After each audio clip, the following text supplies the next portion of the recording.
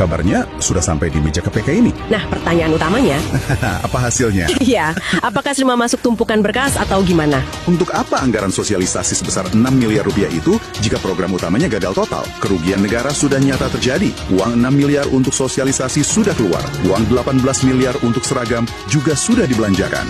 Mau seragamnya ditarik atau tidak, uang negara sudah terlanjur keluar tanpa dasar hukum yang sah. Ketua Resopa, Sarip Borahima, secara terbuka menantang Wali Kota Makassar. Ia bilang, Wali Kota tidak bisa jadi penonton.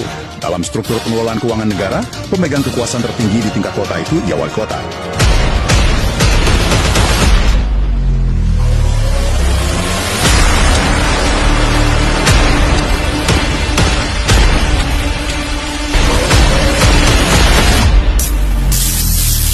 Hari ini kita punya sebuah cerita yang, terus terang, bikin geleng-geleng kepala. Coba Anda bayangkan sebuah program yang niatnya sangat baik. Seragam sekolah gratis untuk semua siswa baru. Tapi gimana kalau program yang sama tiba-tiba dihentikan? Seragamnya ditarik lagi dari para siswa dan ujung-ujungnya malah memicu penyelidikan dugaan korupsi miliaran rupiah.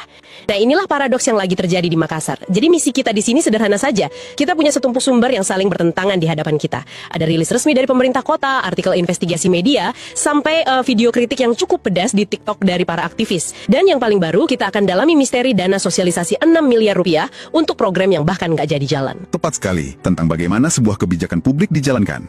Oke, mari kita mulai dari versi pemerintah dulu. Narasi resmi mereka yang disampaikan oleh Sekda Makassar, Andi Zulkifli, sebenarnya di permukaan cukup meyakinkan. Beliau bilang program ini sah dan sumber dananya juga jelas. Dari efisiensi belanja daerah. Betul. Dalam dokumen dan rilis yang kita lihat, mereka merujuk pada serangkaian aturan. Apa saja itu? Ada Instruksi Presiden nomor 1 tahun 2025, terus ada Surat Edaran Mendagri, SE Gubernur Sulsel, bahkan sampai Permendagri nomor 77 tahun 2020. Jadi kalau kita hanya lihat dari sisi ini, seolah-olah semua sudah sesuai prosedur dan niatnya pun baik. Mereka merasa sudah mengikuti aturan efisiensi. Tapi, kalau memang sesederhana itu, kasus ini nggak akan jadi seramai ini kan? Sumber-sumber yang kita punya justru menunjukkan ada perlawanan yang sangat kuat terhadap narasi pemerintah itu. Nah, dari sinilah benang kusutnya mulai terurai. Justru disinilah letak jantung persoalannya. Argumen tandingan dari para kritikus, seperti Laskar Merah Putih Sulsel yang dipimpin M. Taufik Hidayat, itu sangat fokus pada satu hal. Mereka sebut ini fakta hukum yang tak terbantahkan, soal landasan hukumnya. Menurut LMP, instruksi presiden atau inpres yang dijadikan rujukan, itu sifatnya arahan kebijakan. Bukan dasar hukum. Tepat, bukan dasar hukum untuk menciptakan alokasi anggaran baru yang belum ada di APBD. Inpres menyuruh berhemat, tapi tidak memberi kewenangan untuk membuat program baru di luar persetujuan DPRD. Selain itu, argumen keadaan darurat juga tidak bisa dipakai. Kenapa tidak? Menurut definisi hukum, tidak. Para pengkritik merujuk pada PP nomor 12 tahun 2019.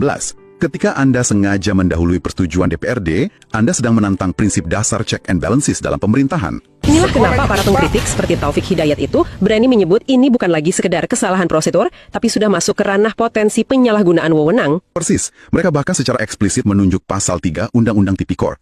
Pasal itu mengatur tentang penyalahgunaan wewenang untuk menguntungkan diri sendiri atau orang lain yang dapat merugikan keuangan negara. Ancamannya serius dong. Sangat serius.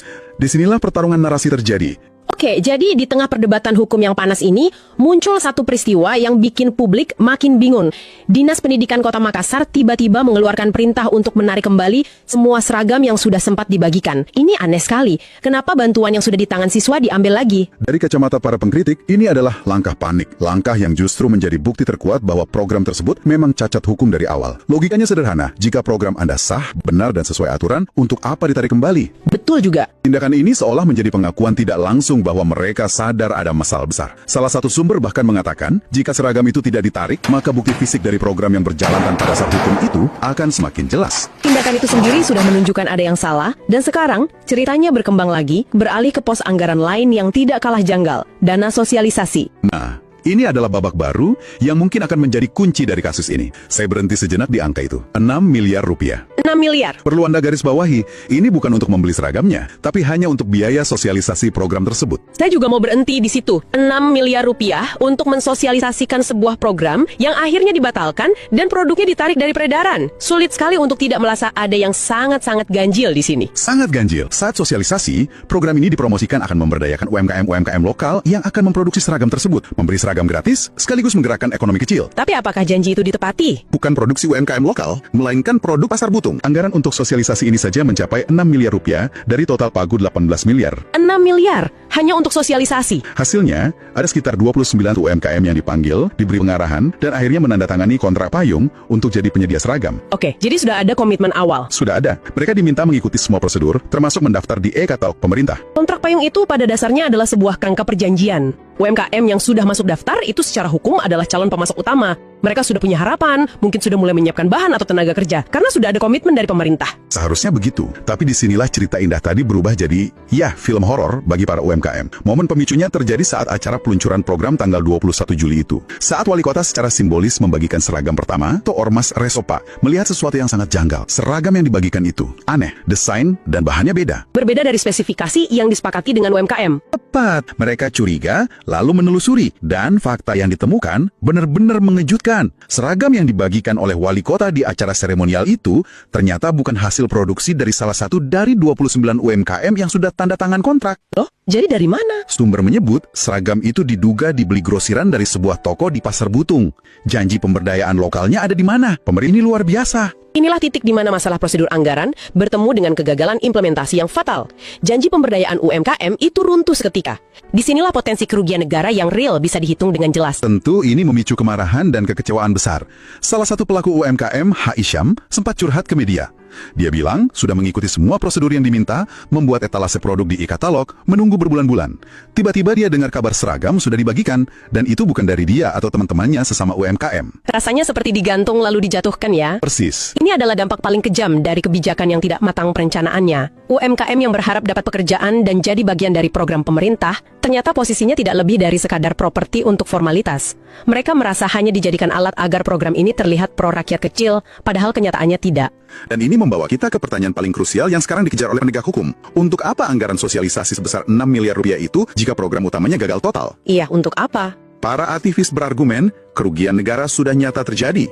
Uang 6 miliar untuk sosialisasi sudah keluar. Uang 18 miliar untuk seragam juga sudah dibelanjakan. Mau seragamnya ditarik atau tidak, uang negara sudah terlanjur keluar tanpa dasar hukum yang sah. Dengan semua tumpukan masalah ini, prosedur anggaran yang diduga dilanggar, seragam yang ditarik, dan dana sosialisasi yang janggal, desakan kini mulai mengarah ke pucuk pimpinan. Ketua Resopa, Sarif Borrahima, dalam salah satu sumber berita, secara terbuka menantang Wali Kota Makassar, Munafri Arifudin. Ia bilang, wali kota tidak bisa jadi penonton. Pernyataan itu menyentuh inti dari prinsip akuntabilitas dalam pemerintahan daerah. Dalam struktur pengelolaan keuangan negara, pemegang kekuasaan tertinggi di tingkat kota itu ya wali kota. Kebijakan strategis dengan anggaran sebesar ini mustahil berjalan tanpa sepengetahuan, arahan, atau persetujuan dari pimpinan tertinggi. Jadi argumennya tanggung jawab akhir ada di puncak. Tidak bisa hanya menyalahkan kepala dinas teknis ya. Benar sekali. Mereka berpendapat karena ini adalah salah satu janji politik wali kota, dijalankan oleh pemerintahannya, dan dihentikan juga atas perintah pemerintahannya, maka penjelasannya juga harus datang dari wali kota. Masuk akal. Pemanggilan wali kota, setidaknya untuk klarifikasi, dianggap sangat penting untuk menjawab pertanyaan-pertanyaan kunci. Siapa sebenarnya arsitek di balik kebijakan ini? Bagaimana rantai komando penganggarannya? Dan mengapa mekanisme kontrol internal bisa gagal total? Ini bukan soal penghakiman, tapi soal transparansi. Keterlibatan arti Laskar Merah Putih Sulsel yang dipimpin M. Taufik Hidayat dan Resopa menjadi semacam mesin pendorong agar kasus ini tidak menguap dan tidak dianggap selesai hanya karena seragamnya sudah ditarik. Jadi, kalau kita rangkum semua kepingan puzzle ini, apa gambaran besar yang kita dapatkan? Kasus ini memberikan sebuah pelajaran penting untuk Anda, dan misteri dana sosialisasi 6 miliar rupiah untuk program yang gagal ini menjadi pemingat keras bahwa celah penyalahgunaan bisa muncul di tempat yang paling tak terduga. Ada apa sebenarnya di balik laporan dugaan korupsi yang sekarang kabarnya sudah sampai di meja KPK ini? Nah, yang menarik di sini sebenarnya bukan cuma angkanya, tapi perjalanannya itu.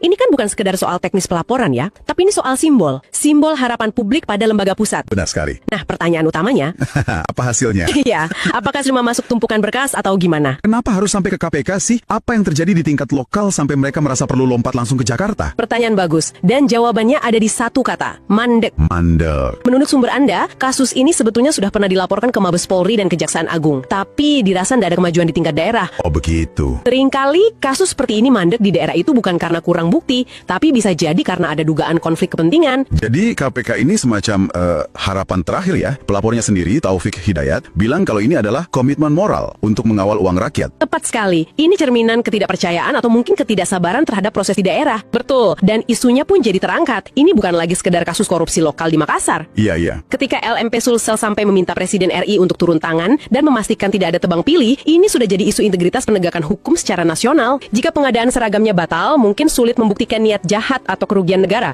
Tapi uang 6 miliar untuk sosialisasi itu sudah terlanjur keluar, sudah dibelanjakan. Dan tidak bisa ditarik lagi. Untuk mensosialisasikan sebuah program yang pada akhirnya gagal total, batal, dan barangnya ditarik. Disinilah potensi kerugian negara yang nyata dan sudah terjadi itu bisa diusut tuntas. Ada penyakit yang saya sebut programisme, di mana fokus utamanya adalah peluncuran, seremoni, dan citra, bukan pada dampak dan proses yang benar. Dan pada akhirnya yang paling dirugikan justru dua kelompok yang katanya mau dibantu.